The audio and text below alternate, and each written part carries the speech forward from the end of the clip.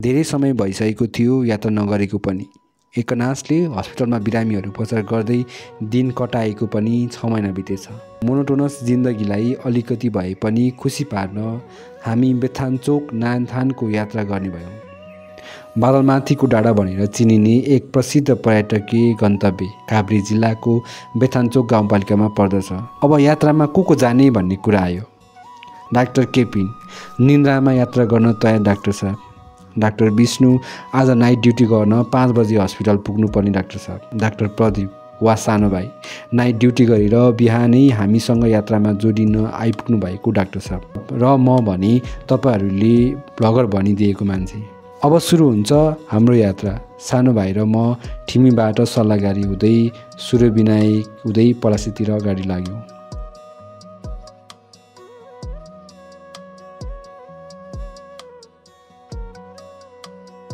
केही समयपछि साँगालाई पछि पार्दै बनेपा बजार पुग्यौँ। बनेपामा 1 कप चिया ब्रेड अमलेट खाएर हामी पनौतीतिर अगाडि बढ्दै बेथानचोकको यात्रालाई नियन्त्रण दियौँ। बेथानचोकको यात्रामा छौँ। ओभरटेक गराइ खतरा छ के यहाँ। बाटो यो पनौती कतिसम्म गाह्रो छ नि त। अगाडि 2 जना कुदिरहेछन्। मुक्तिनाथ चोक पनि रहेछ यार यहाँ। मुक्तिनाथको चोकबाट अगाडि बढेर पनौती गइरहेको छौँ। हाम्रो यात्रा चाहिँ आज बेथानचोकसम्मको छ। मौसमले कतिको साथ दिन्छ थाहा छैन, तर हामी सकेसम्म बेथानचोक पुगेर फर्किने छौँ। कुनै समय यो बाटोमा हिँड्दाखेरि लामे थियो, तर अहिले जेस पनौतीसम्म चाहिँ पिछे छ जस्तो लागिरहेछ मलाई। ल पनौती बजार अलमोस्ट आइयो जस्तो लाग्यो मलाई चाहिँ। तपाईँहरू पनि बेथानचोक जाँदै क्रममा हुनुहुन्छ भने हाम्रो भिडियो हेर्दै आउनुहोला।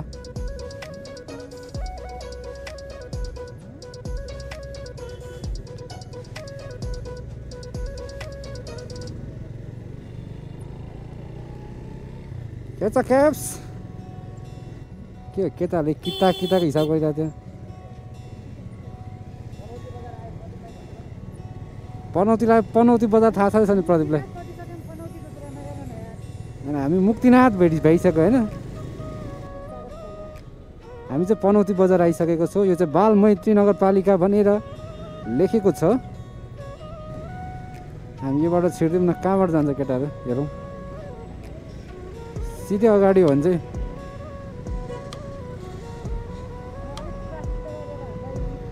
अलिक झ्याउ गरिरहेछ होइन। मलाई बेथानचोकै भन्ने चाहिँ थाहा थिएन, तर जान चाहिँ म हिँडेको छु यो पक्कै।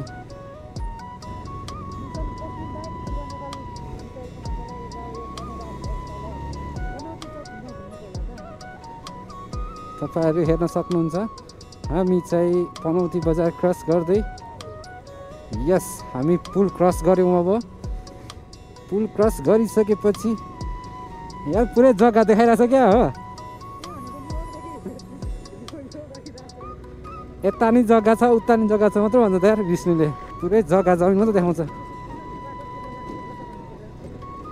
खत्तम बाटो लाग्यो। केटाको जग्गा अलिक केटीहरूलाई धनी व्यक्ति चाहिएको छैन। हाम्रो विष्णुलाई खोज्दा हुन्छ होइन।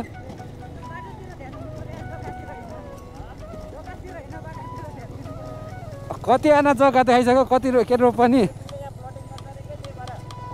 जग्गा देखायो।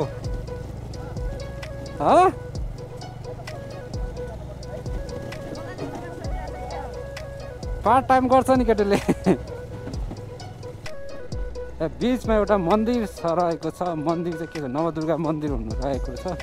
यसले चाहिँ हामीलाई रक्षा गर्छ भन्ने लागिरहेको छ। बेथानचोकको यात्रामा कच्ची बाटोसँगै रेशम उत्पादन केन्द्र हुँदै अगाडि बढ्यो। रेशम अब यहाँ 2टा बाटो छ क्या। अनि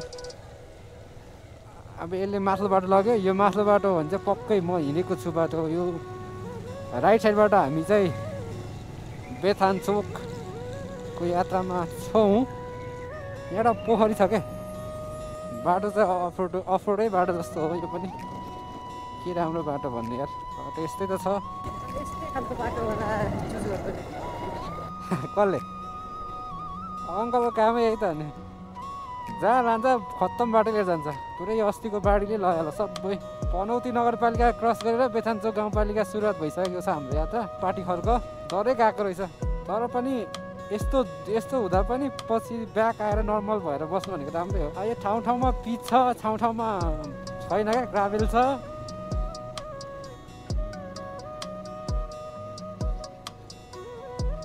रमाइलो छ यात्रा चिसो चिसो छ तपाईँहरू यदि बेथानचोक आउँदै हुनुहुन्छ भने चाहिँ केही समयको लागि चाहिँ एकछिन पिच एकछिन अफरोड बाटोको यात्रा चाहिँ गर्नुपर्छ जस्तो लाग्छ मलाई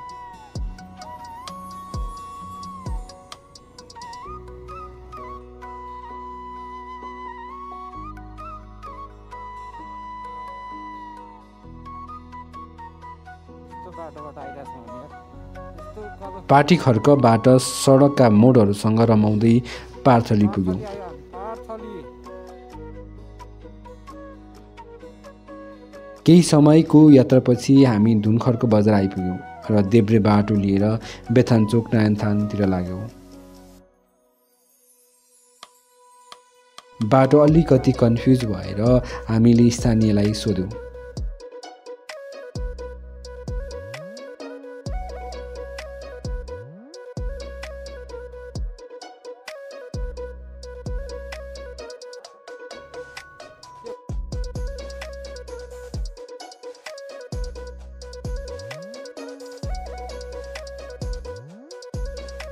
छोट थापे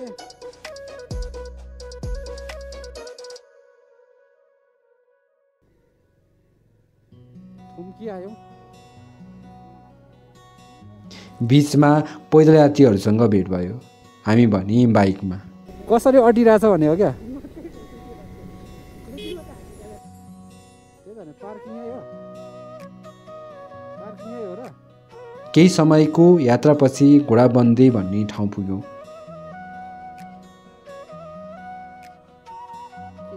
र हाम्रो सहयात्रीलाई त्यहीँ पार गऱ्यौँ।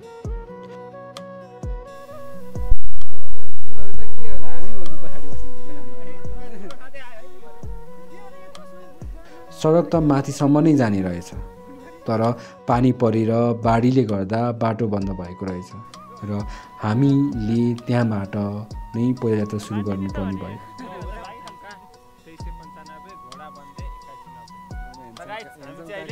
काभ्रेको प्रसिद्ध पर्यटकीय स्थल बेथानचोक नारायणथान आउँदैछौँ। के भन्नु छ अरू के भन्नु छ ल अब यहाँबाट चाहिँ हामी हिँड्छौँ यहाँबाट होला र हामीले पहिला यात्रा सुरु गऱ्यौँ। बोकेर हिँड्नुपर्ने होला बिस्तारै ठिक छ कसरी अड्किरहेछ नि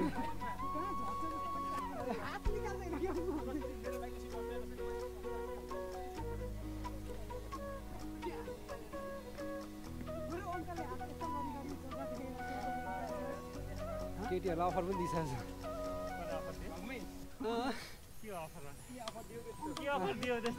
छ जमिनदार चाहियो भने सिधै हाम्रो विष्णु काकालाई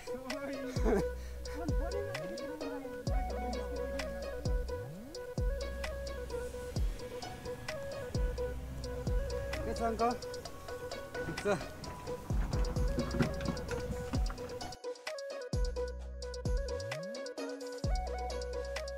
पैदल यात्रा कठिनै थियो। बिहानको चिसो समय, बिहान खाएको एक कप चिया, ब्रेड अमलेटको इनर्जी, त्यसमाथि उकालो बाटो। कस्तो चिसो रहने है सासमा पनि के सानो भाइ सानो भाइ नाइट ड्युटी गरेर हिँडेको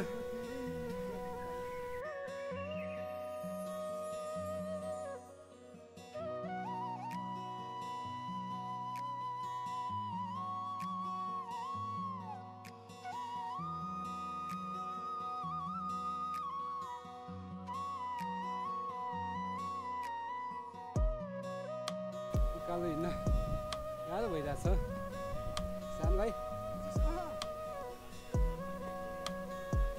ठिक छ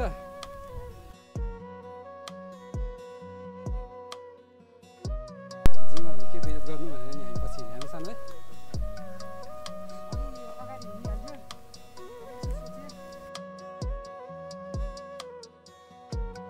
कल डाँडा पुग्नुपर्ने छ यार कल डाँडा पुग्नुपर्ने होला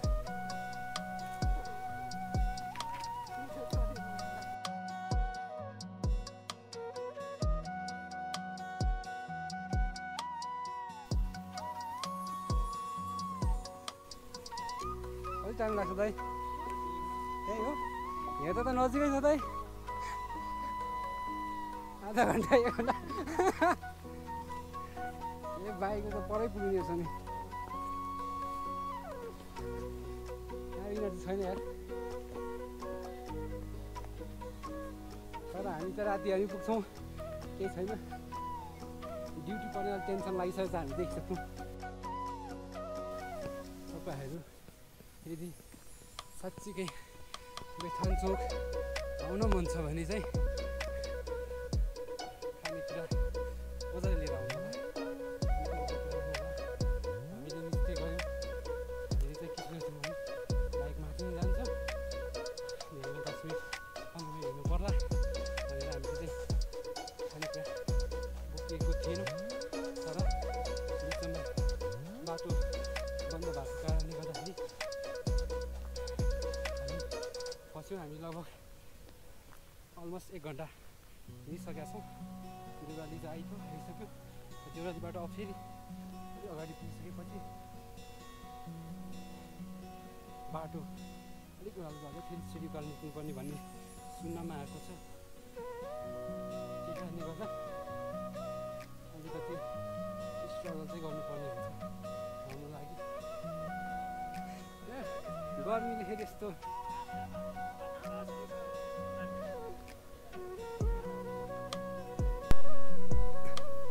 यता हो दुईवटा बाटो पल्लो बाटो आयो भने चाहिँ हामी सिधै आइपुग्ने रहेछ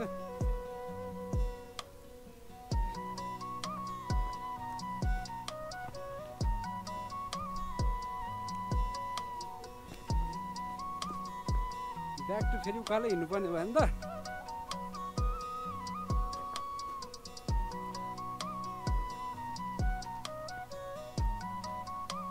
यति टाढाबाट फेरि हामी ओह्रालो बाटो लाग्दैछौँ त्यसपछि फेरि हामी उकालो जान्छौँ मोटर बाटो गोरेटो बाटो कता मोटर जाने बाटो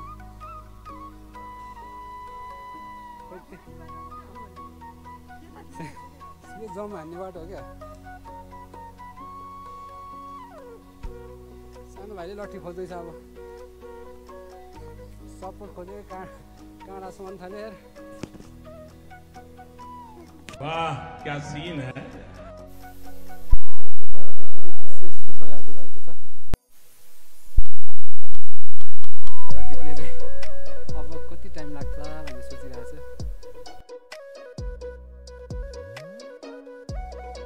वाह क्या सीन है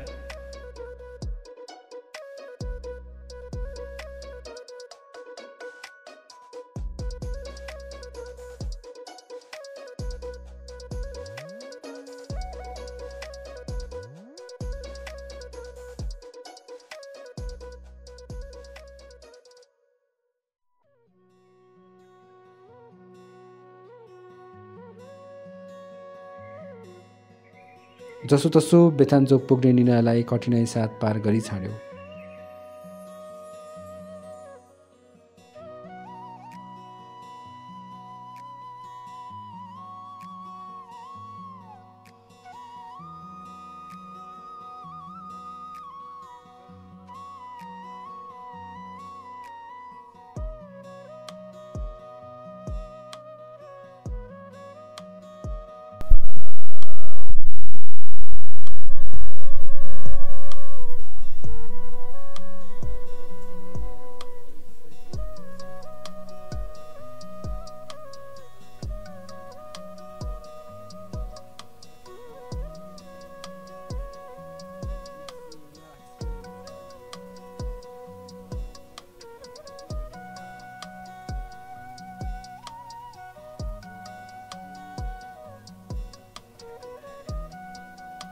200 रुपैयाँमा एक जम्बु पानी किन्यो।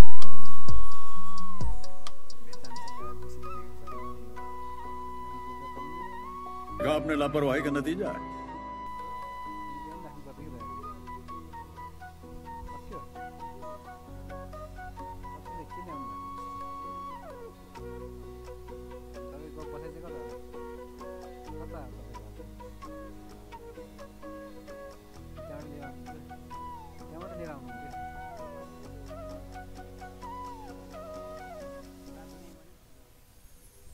पानी चाहिँ कहाँ भन्नु